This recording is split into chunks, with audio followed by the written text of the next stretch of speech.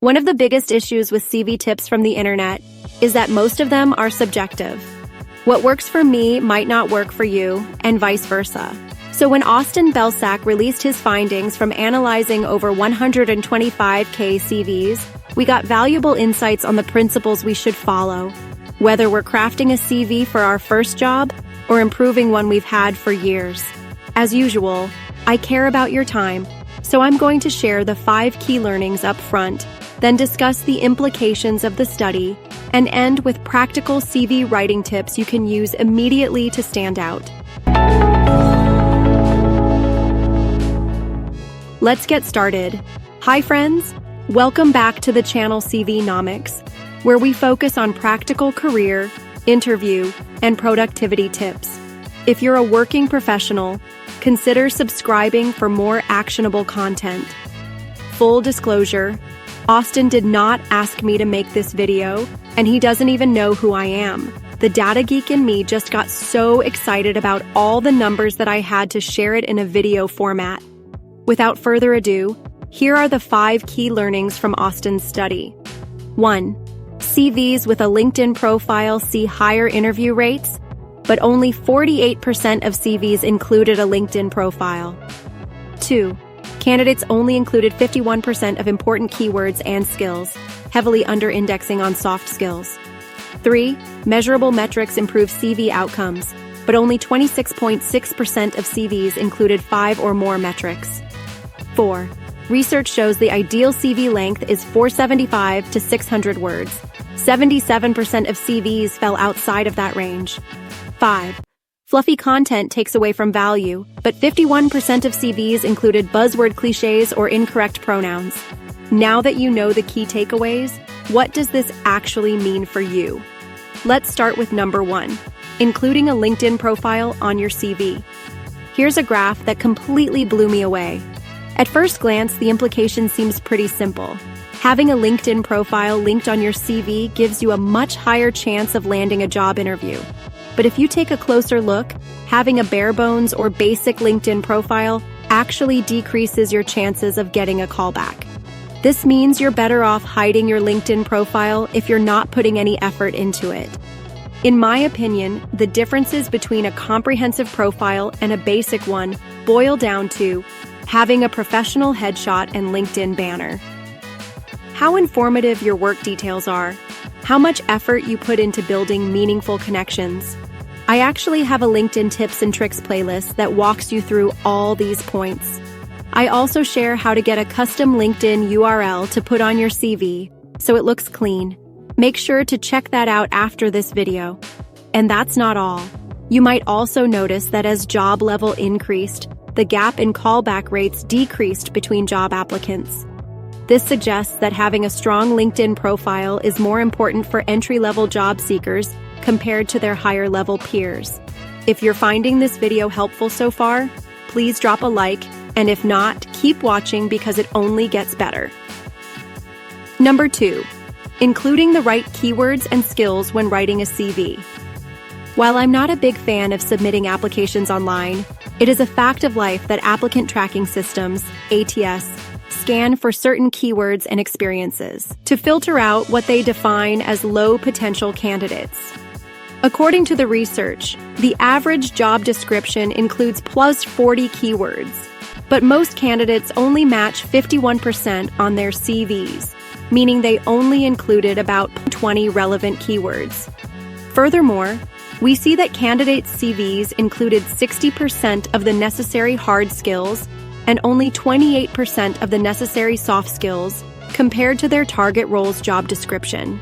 This makes sense because there's usually a skills interest section at the bottom of your CV where you highlight your capabilities in Excel, Python, SQL, etc., the hard skills. But make sure to also include relevant soft skills. You can take a look at Udemy's Workplace Trends Report or CNBC's summary and see which of the top 10 in-demand soft skills are applicable to you and include those as well. Number 3, include measurable results in your bullet points. The study shows that only 26% of CVs included 5 or more instances of measurable metrics, while 36% more than a third, didn't include a single quantifiable result. Why do companies prefer CVs with metrics? Because metrics make value easier to understand and quantify. I cannot stress this enough. If 10 candidates all say they're responsible for planning and executing social media campaigns, it's hard to tell who did it well and who didn't.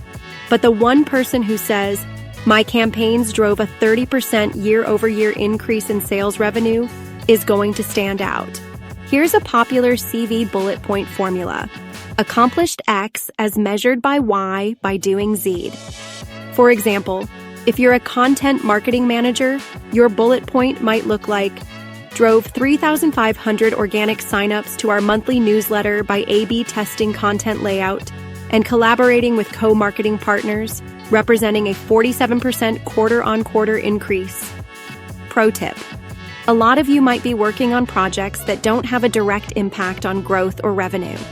Let's say you're working on your company's internal tools. In that case, you can say something like, your improvements led to a 31% increase in productivity for the sales team, which translates to X amount of incremental revenue. Number 4, keep your CV length between 400 to 600 words. This is because research shows that CVs in this sweet spot saw double the interviews compared to those outside of this range. 73% of the CVs in Austin's study had fewer than 400 words or more than 600, meaning from a purely statistical standpoint, you're automatically in a stronger position if you have a 500-word CV.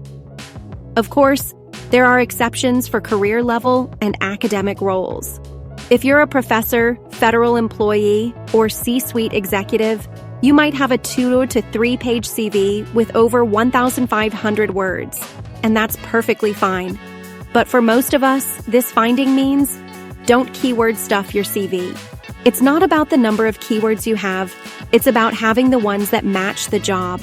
Use the word count tool in Word or Google Docs to stay within that sweet spot. Number 5, avoid buzzwords and cliches. We're all motivated by our passions, detail-oriented, team players, and creative thinkers.